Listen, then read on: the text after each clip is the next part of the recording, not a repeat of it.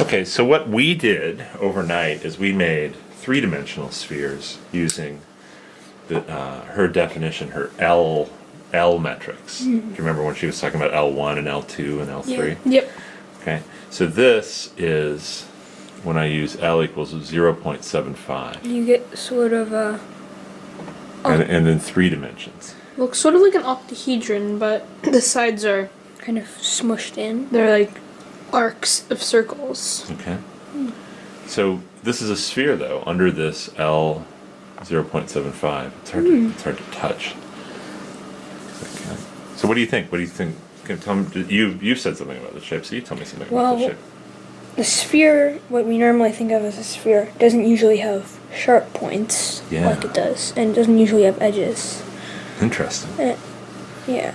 Okay, so here's L.75. Here's a sphere in 3 dimensions in the L1 norm. So that's exactly an octahedron.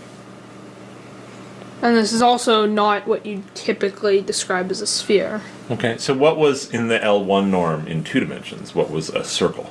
It was this diamond shape. Okay, and so what do you think about this? What do you think about the relationship? Well, it's sort of the analogous in 3 dimensions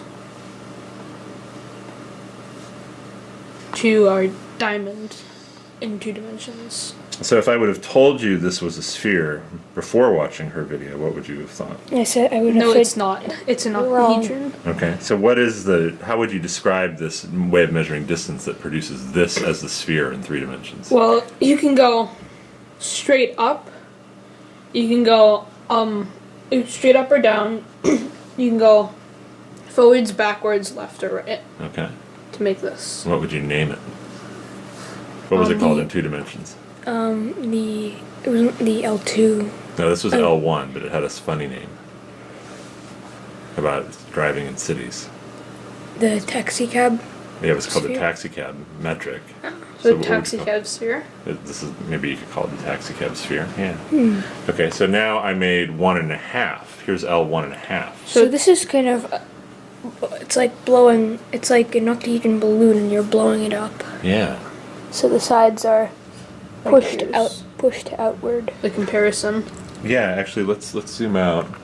Actually, maybe we don't need to zoom out. We can put all 3 of these together for now. And what do you notice about the 3 of them when they're together? It's like you took a if you took like a balloon, or you stuck a straw in here, and you blew, you'd first get this.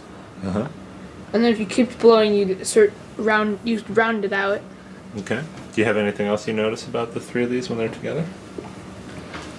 Well, it starts to look gradually more like the sphere we know.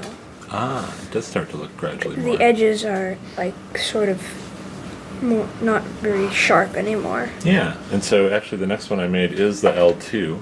Which is the normal Have you ever sphere. seen this shape before? Yep, that is the sphere.